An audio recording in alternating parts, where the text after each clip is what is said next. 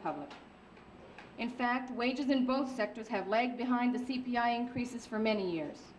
While corporate profits have galloped ahead, the cost of living for the average citizen and their real earning power has been in a state of deterioration since the 1970s. Wages have not led to the recession. Conservative government trade and economic policy have done that quite effectively.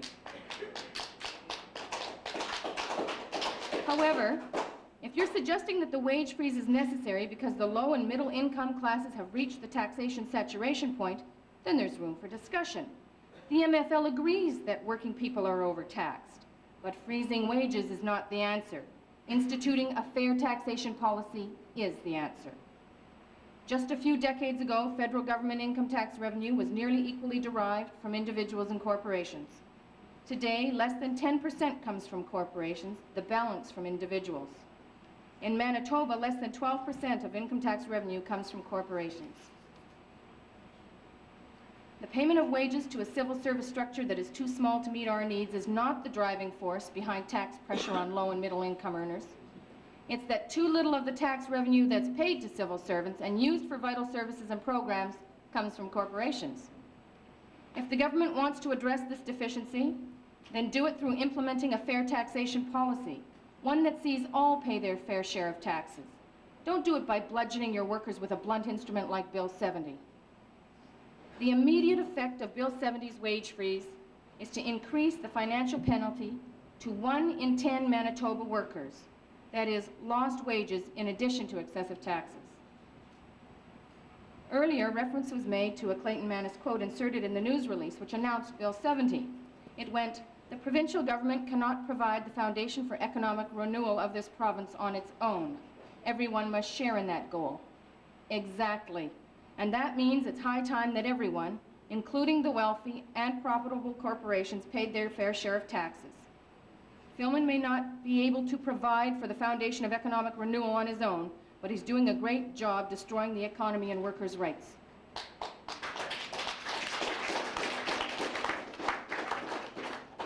Striving for a zero tax load on corporate Manitoba while overloading low and middle income earners with taxes is not the base of a promising future for our province.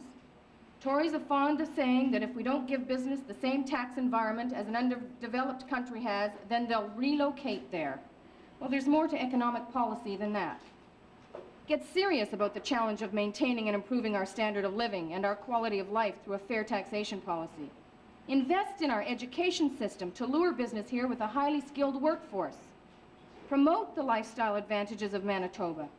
Exploit our central geographic location.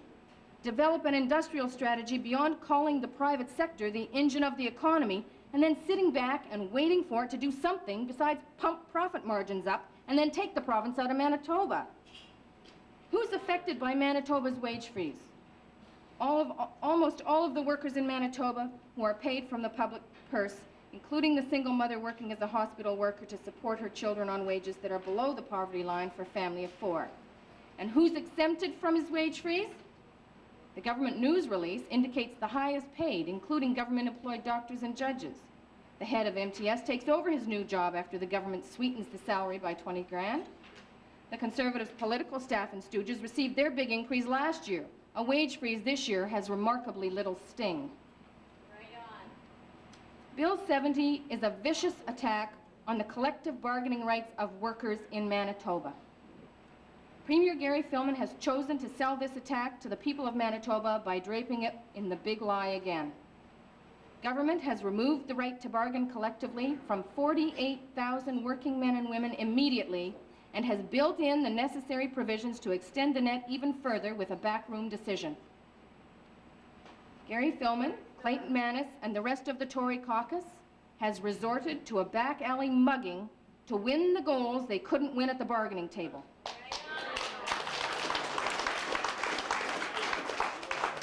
When the law of the land frustrated their attempts to have their way, they turned the legislature into a tool of political terrorism by proposing to pass laws that suit their purpose. We call it the second club of the employer. Objective, independent third-party observers have noted the near-complete absence of good faith bargaining with government employees and handing down their decisions in final offer selection applications. These are the same FOS decisions and arbitrations government proposes to reverse with Bill 70. They refuse to bargain, then they strip away workers' rights when it backfires on them. Had the government any interest in collective bargaining, it would have realized that unions have responded to difficult conditions in the past. Unions have agreed to 0% increases, both in the public sector and the private sector, when conditions warranted it. The fact that the Filmon government abandoned good faith collective bargaining in favor of this legislative assault only confirms the absolute contempt it has for a good labor relations climate and for the men and women who work for them.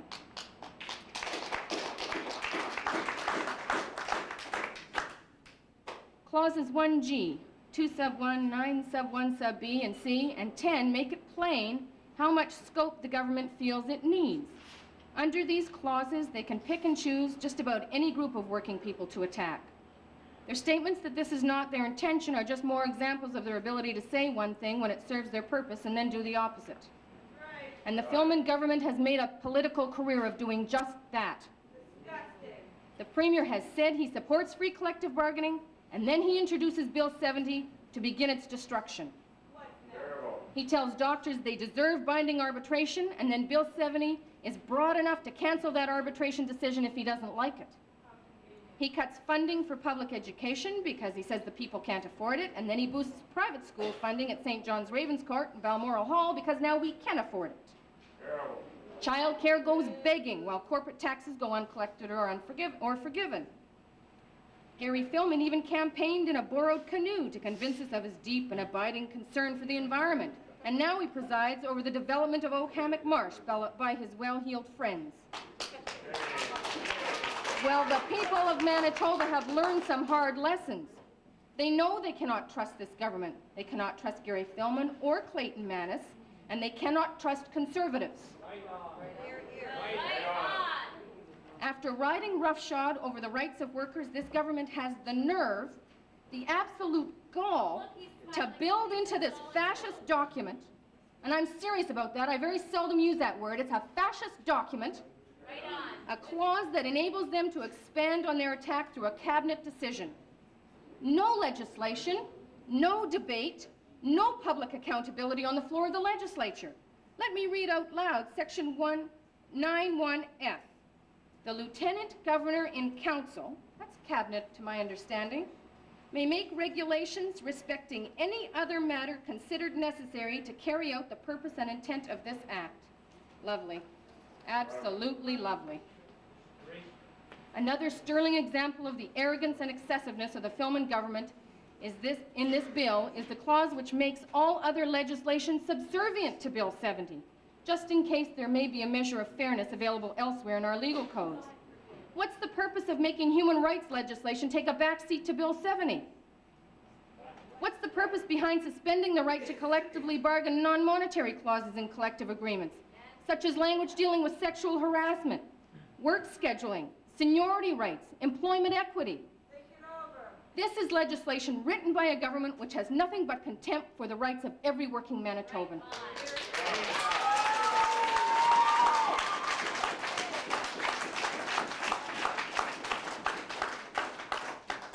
One of any government's strongest moral responsibilities is to behave in a manner that can serve as an example for the rest of society to follow.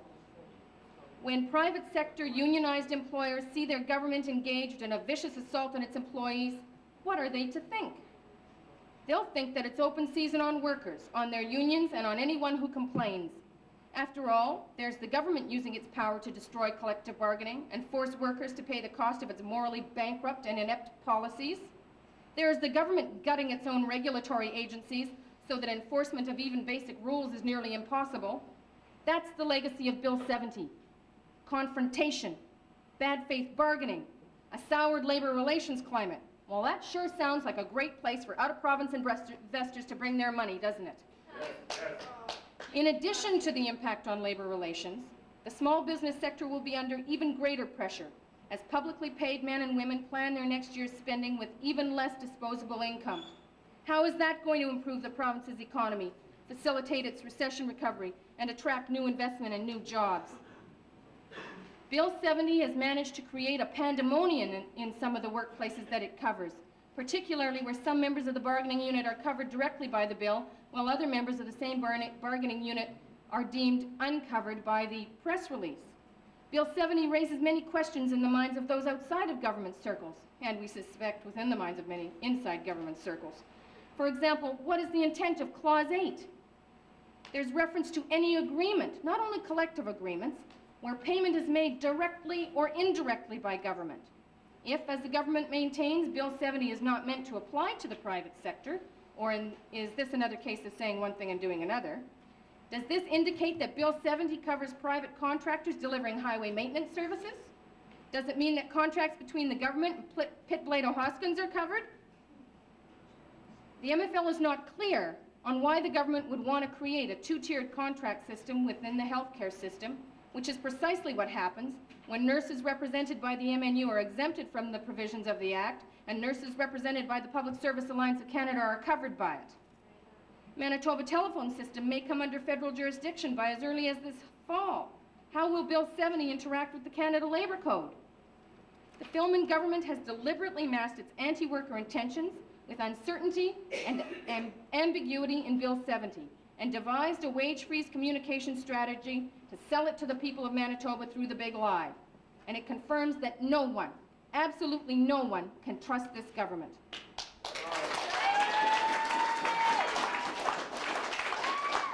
Bill 70 is completely without merit. It must be withdrawn. If the Filmon government has any interest in good faith bargaining, it would sit down at the bargaining table and lay their cares out. They should make their case for a negotiated 0% increase. Choosing the back alley attack over good faith bargaining is a dangerous path to tread. The casual destruction of rights for one group of Manitobans should be viewed by the rest as a dangerous development. Many democracies have slid into right-wing police states through government attacks on the rights of individuals in an identifiable group, and it's always been in the name of the greater good. The Manitoba Federation of Labour is concerned that the draconian approach to imposing government will that Bill 70 represents is a disturbing glimpse into the future. The erosion of workers' rights and anti-union legislation is exactly what the Conservative Free Trade Agreement needs to operate fully in Canada. Bill 70 is the opening crack in the door in Manitoba to enact more free trade legislation.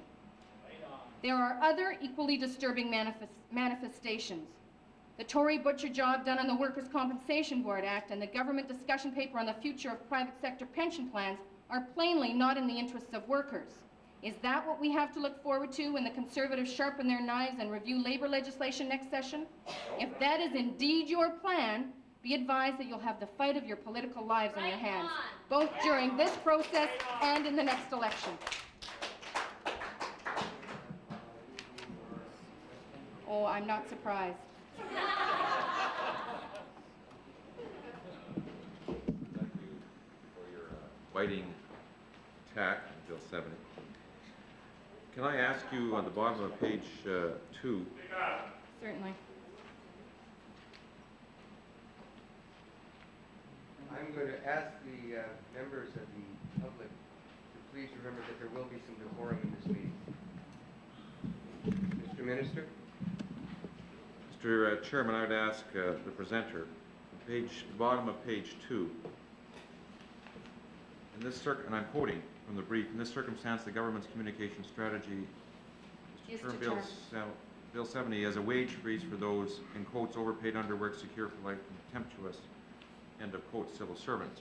Whose words are you purporting those to be? Those are our words previously in the brief. I see.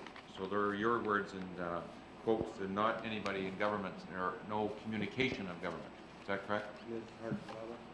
The communication strategy all along has been to build in through the big lie theory that all of these government employees are in fact dispensable, disposable, and overpaid. We have heard remarks about how they can afford to have wage freezes while others can't.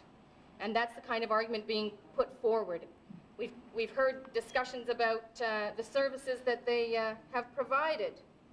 And the general theme over the past few years has been, in terms of a communication strategy, is to lay that kind of a theme out about public sector workers.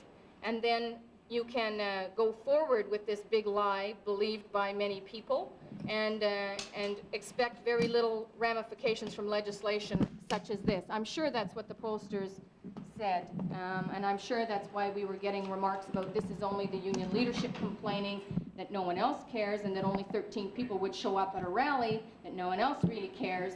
And we've got news for you. A lot of people really care. Mr. Minister? Well, Mr. Chairman, I echo what the presenter said. This is a very important issue, and as the government said in bringing it down, it didn't do so with pleasure or great satisfaction. Let me ask Ms. Hart Kulbaba this question. Page 3 in the presentation, the presenter calls into question, I guess, my integrity by not providing an indication before the budget as to what our position was with respect to offers.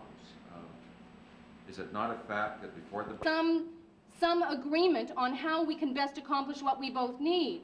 Now, what we clearly saw from David Bowman's award with the operating engineers, and he states it very clearly, is that there is no evidence whatsoever of collective bargaining on behalf of the government as an employer.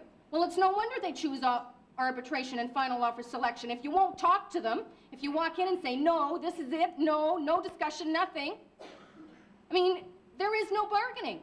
So perhaps what we need to do is have the Federation of Labour sit down with the Tory caucus and do a collective bargaining course over a weekend for you. I don't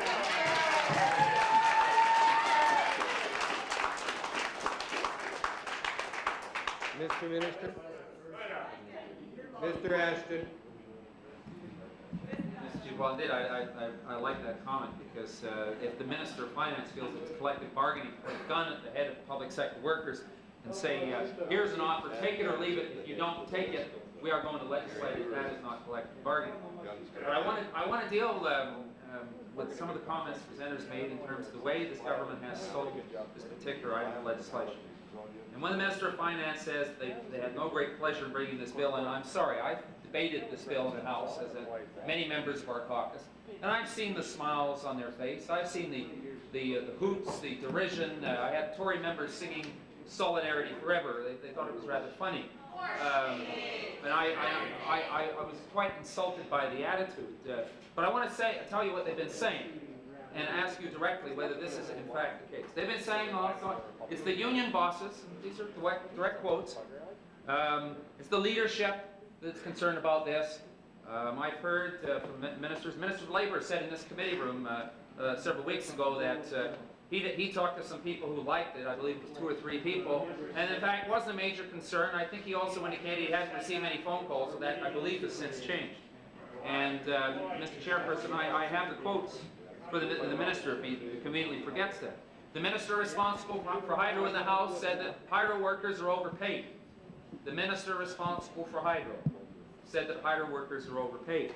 The Minister of Finance and the Premier both trotted out statistics. I noticed the Premier yesterday, when he was appealing to the Tory caucus, was talking about civil servants. Well, indeed, it is a question for clarification to the Attorney General, because this is what they have been saying in the House. And I want to ask you first of all, you mentioned that you are the spokesperson for the Coalition for Fairness, and I'm wondering if you can give this committee some idea of how broad that coalition is, and in particular in terms of the Labour movement. Is that strictly, for example, unions affiliated with the Manitoba Federation of Labour? And if not, could you outline to the committee what that coalition represents? Ms. Hart Kulbaba? Thank you. This coalition represents many of the employee representatives working that are covered by this legislation, as well as those who are not covered by this legislation, who fear what this legislation could mean to them down the road in terms of expansion of the legislation, and who fear the precedent in the attack on collective bargaining. It certainly does not take in only our affiliates. It takes in the affiliates of the Canadian Federation of Labour, the Manitoba Building Trades. It takes in many of the independent unions, including the Nurses Union and the Teachers Society. It takes in federal civil service unions as well, who happen to have some members working in provincial jurisdictions. So it takes in the Public Service Alliance and PIPS. We have KMAW at the table with us, traditionally a relationship that has not been what I would consider the strongest.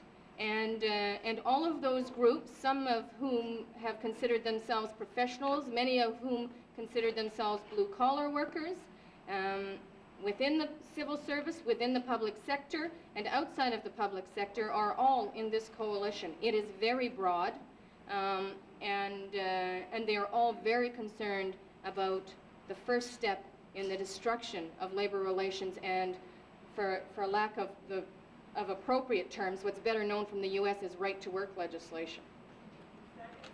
Mr. Ashton? Thank you, Mr. Chairperson.